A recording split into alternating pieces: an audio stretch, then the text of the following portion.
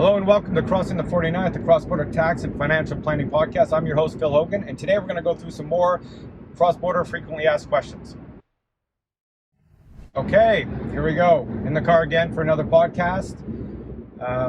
Today we're going to go through another list of cross-border frequently asked questions. Feels like there's no limit to what questions we can answer on this podcast because I get quite a few. So I have about 7 or 8 here, so we'll walk through these. Once again, thanks everybody who's been supporting the channel. If you have any questions on these, best way to get an answer, unless you want to actually book a longer consultation, is actually just to ask the question in the comments to the YouTube video.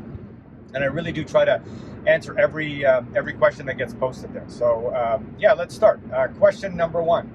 I made a mistake on my cross-border returns. What should I do? So we get this question a lot, obviously.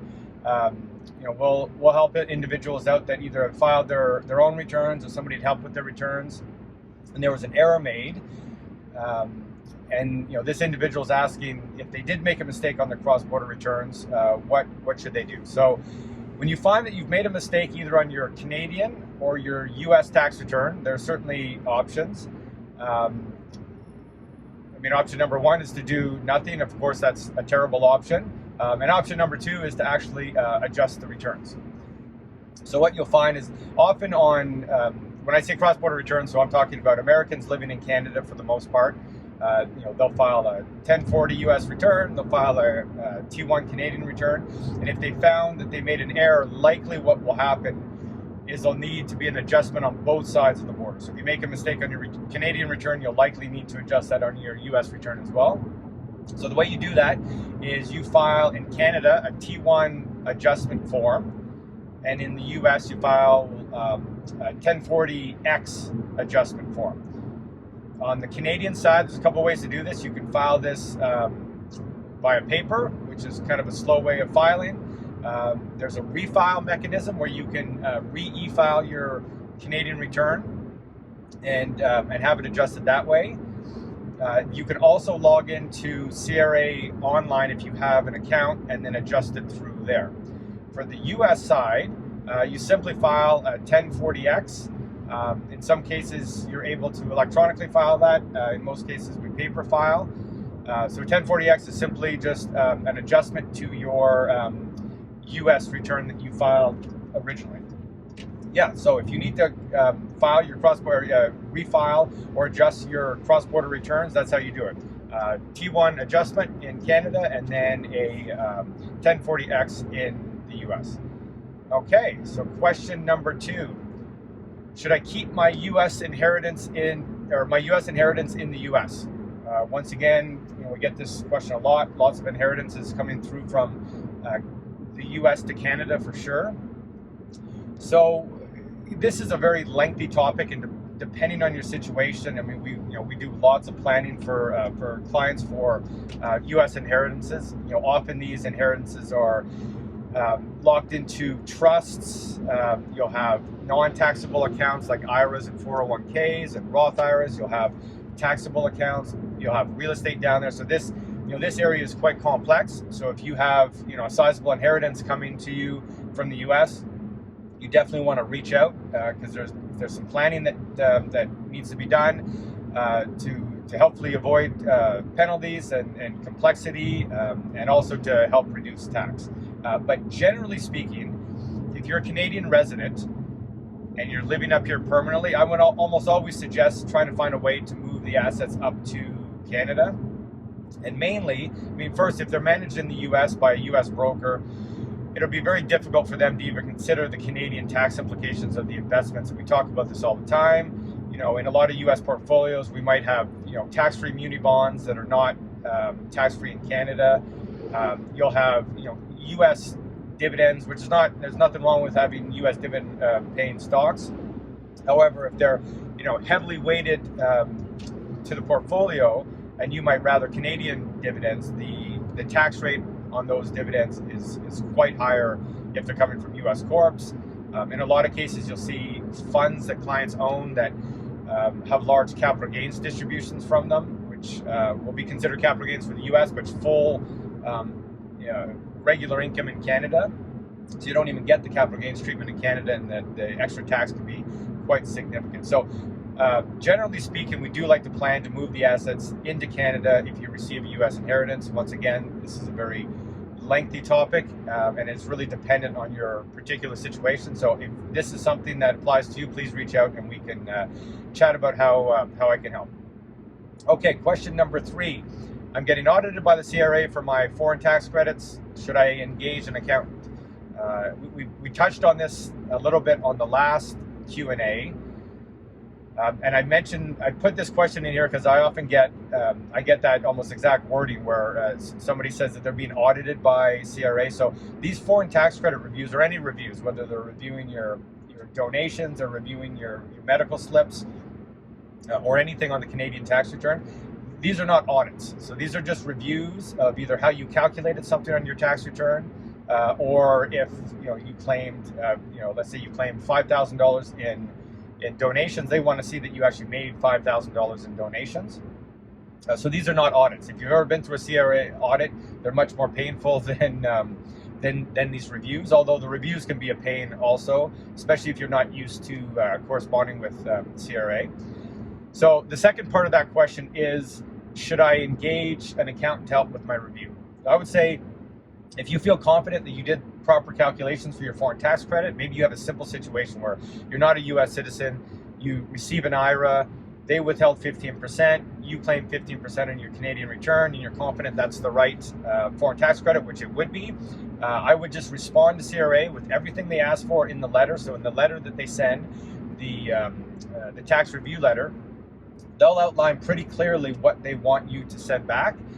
You send that back, they look at it, they okay it, they'll send you a letter saying thank you thank you for sending in your info, we've allowed your claim, and you move on. So if you're confident that those calculations were correct, you won't need to engage an accountant. Now, if for some reason you feel like those calculations are incorrect, or if you had another accountant do the calculations and they were incorrect, you probably do want to reach out to somebody that has experience on the cross-border side to help you with the CRA review.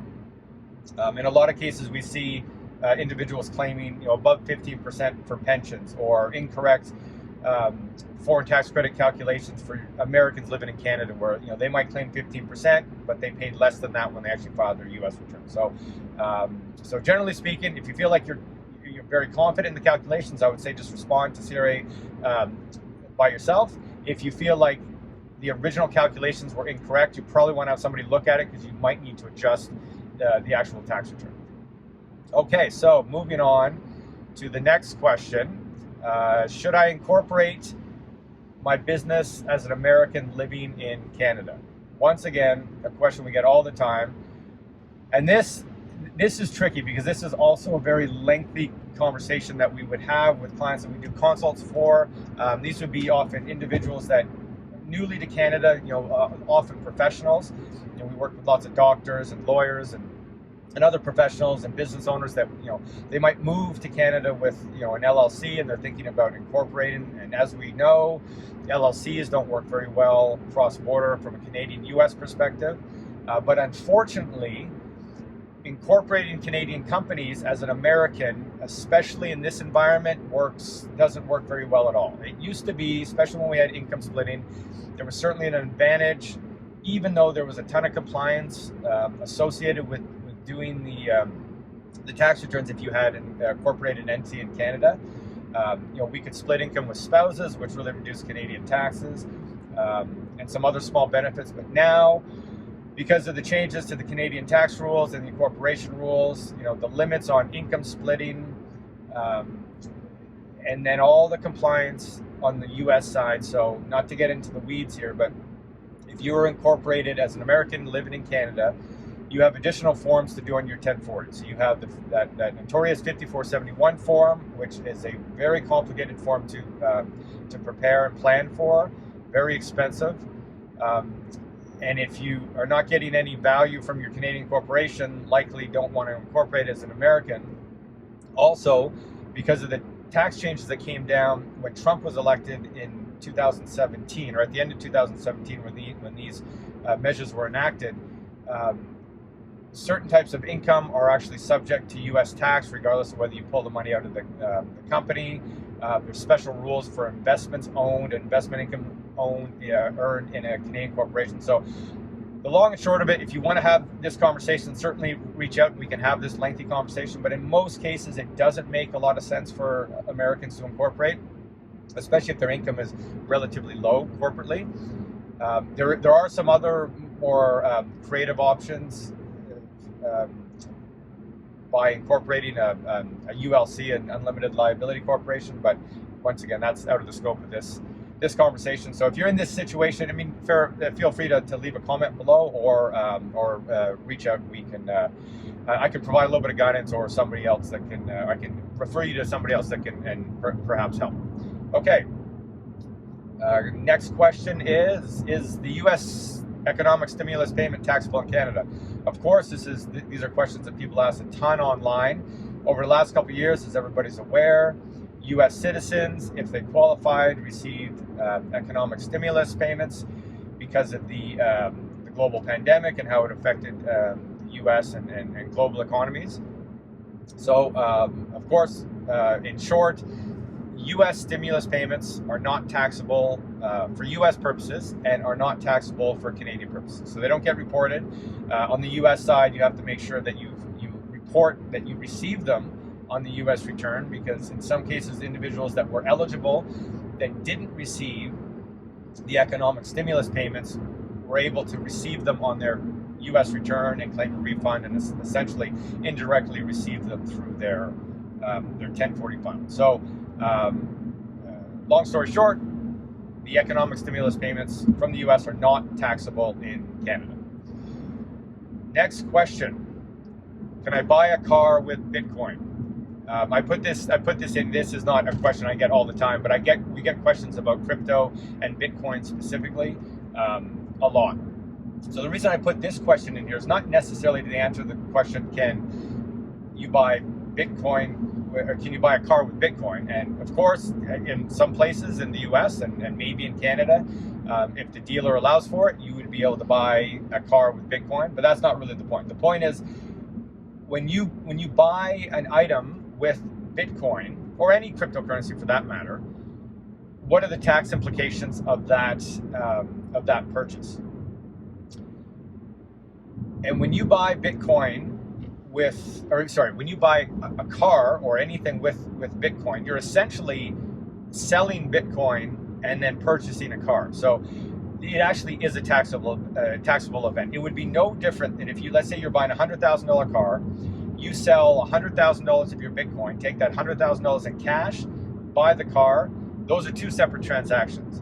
So if you purchased Bitcoin 10 years ago and you sold $100,000 of Bitcoin, you're going to have a fairly large capital gain on that transaction. So I put that question in there just so people understand that if you purchase Bitcoin, I keep saying purchase Bitcoin. If you purchase services or products with Bitcoin, you'll have a disposition of that asset and you'll pay tax on that capital gain.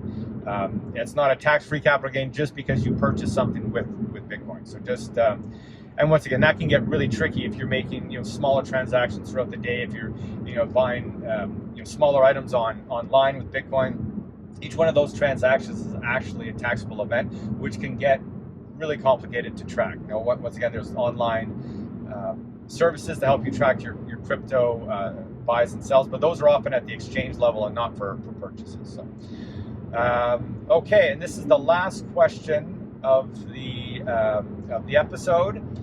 I moved to Canada with stock options. How are these taxed? This is quite frequent because we work with a lot of software engineers that move to Canada.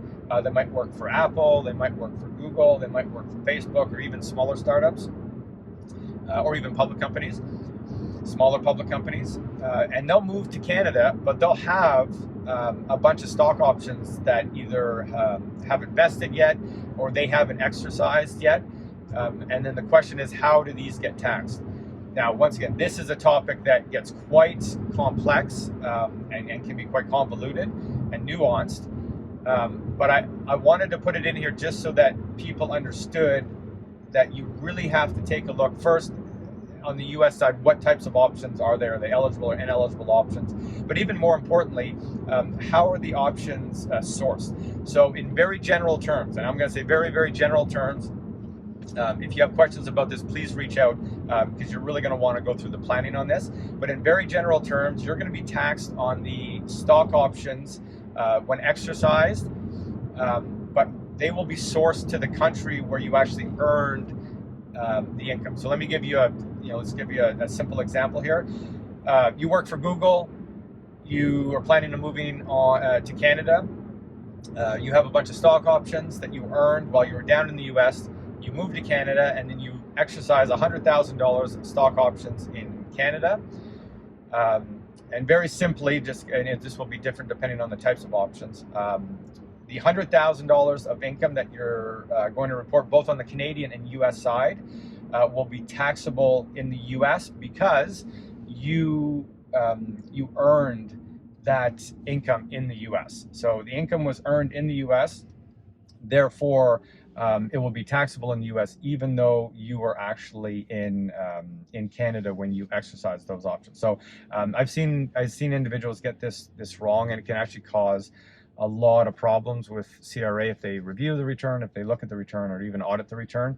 They'll recognize that the income was incorrectly sourced. Now, in cases where they look at it, they might not care so much because it wasn't taxed in Canada, but certainly if the IRS looks at it, that will be an issue. So just know that if you're going to move to Canada with stock options, you want to reach out because there's some not necessarily planning to do, although sometimes there can be planning to exercise options before you enter Canada, but certainly you want to get a sense for what it will look like when you exercise these options while you're in Canada.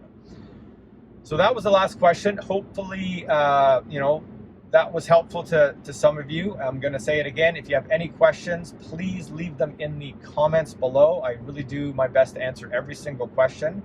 I've been very humbled by all the awesome feedback I've gotten about the Facebook page and the blog and the information. I really do this to educate people. I enjoy doing these. They take a long time. They're time consuming, but I certainly enjoy it. If you feel like this has been helpful, the best way to thank me for this content would be to leave comments below, to like the video, to subscribe, to tell friends about the channel. We're already at like 422 subscribers. So for a niche channel like ours, which is very niche, cross-border tax and financial planning, that's awesome. And big thanks to everybody in the Facebook group for the support. So once again, we'll wrap this one up for today, and then we'll see you on the next one.